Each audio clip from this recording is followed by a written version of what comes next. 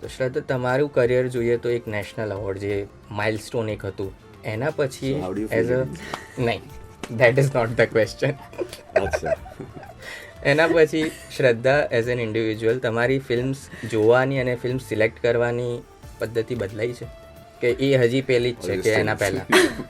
એટલે મેં છે ને હજી સુધી ક્યારે એવું વિચાર્યું નથી ઘરે બેસીને કે હવે મને આ પ્રકારની ફિલ્મ કરવી છે કે નેક્સ્ટ મને આ કરવું છે. કારણ કે અત્યારે જેટલું પણ મારી જર્ની રહી છે, ઇવન બધા એક્ટર્સ માટે અત્યારે એ બહુ ઇઝી નથી કે હું આજે એવું વિચારું કે નેક્સ્ટ મને સારી કોમેડી ફિલ્મ કરવી છે અને મને મળી જાય કે એવી લખાતી પણ હોય અને એમાં હું જોવાય, એવું નથી, રાઈટ?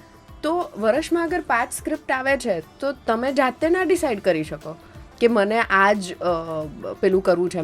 એમાંથી બધા એક્ટર્સ મોસ્ટલી એ જ ડિસાઈડ કરે છે કે એમાંથી વાર્તા કઈ સારી છે. સારી છે. પછી તમને કોઈ વર્ષે સારી કોમેડી ફિલ્મ મળી જાય, ક્યારેક તમને આવી રીતે સસ્પેન્સ થ્રિલર મળી જાય. તો એવું આઈ થિંક પ્લાનિંગ કરવું અત્યારે બહુ અઘરું છે. અને આપણે ફેઝમાં બી નથી કે દરેક એક્ટર પાસે 5 સ્ક્રિપ્ટો પડી હોય એક ચૂઝ કરે, એવું છે જ નહીં. એટલે જો કોઈ કહે ને કે ભાઈ મેં આ ફિલ્મ એટલે ચૂઝ કરી, મારી પાસે 5 ઓપ્શન હતા, એ પ્રેક્ટિકલ જ નથી અત્યારે કે ભાઈ 5 ફિલ્મો એક જ વ્યક્તિને જાય, એ પોસિબલ જ નથી. એટલે પણ હા, આઈ થિંક હિલ્લારો કર્યા પછી મને એની પહેલા કેવું હતું કે કામ મળે એ જ બહુ ઇનફ છે. બટ આફ્ટર હિલ્લારો મને ખબર પડવા માંડી બહુ જ બધી વસ્તુમાં ટેકનિકલ, કે મને એ બી ખબર પડવા માંડી કે વાર્તા કેટલી ઇમ્પોર્ટન્ટ છે. લાઈક હિલ્લારોમાં વાર્તા હીરો હતી, કોઈ એક્ટર હીરો નહોતું, બટ વાર્તા જ હીરો હતી.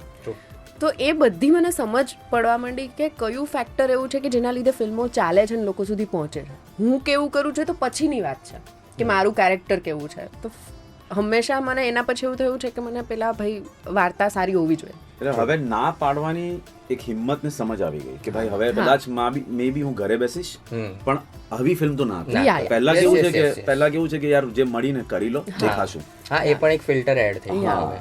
પણ હવે એવું છે કે ભાઈ વાર્તા સારી નહીં હોય તો લીડ હોય કે યુ નો એનાથી કોઈ મતલબ નથી. અત્યારે તો વાર્તા, કાસ્ટિંગ, ડિરેક્ટર, મેં કહું છું મેં ક્યારેય એવું વિચાર્યું નથી. હું એટલું લાંબુ વિચારી જ નથી શકતી.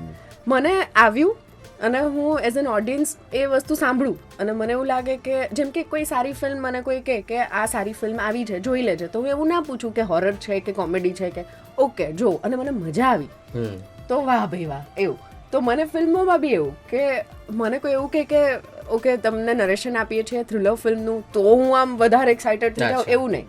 હું સાંભળવાનું ચાલુ કરું, 2 કલાક સુધી મને મજા આવી રહી છે કે ઇનકેસ હું આ ફિલ્મમાં નથી પણ તો પણ હું આ ફિલ્મ જોઈશ, એવું થઈ જાય ને કે આ ફિલ્મમાં કોઈ પણ હશે, આઈ એમ ગોના વોચ ધીસ ફિલ્મ, એટલે હું કરી લઉં.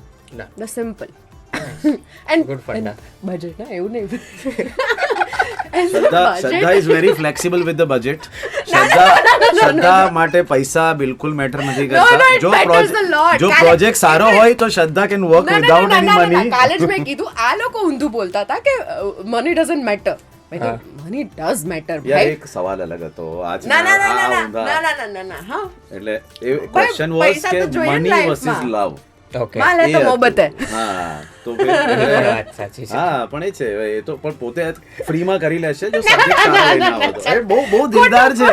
હવે શ્રદ્ધા has Har on house, everything. હવે હું સેટ છું. હવે તમે મને નવા સબ્જેક્ટ લઈને આવો. હવે હું ઝુબેદાના ફેઝ ઉપર છું.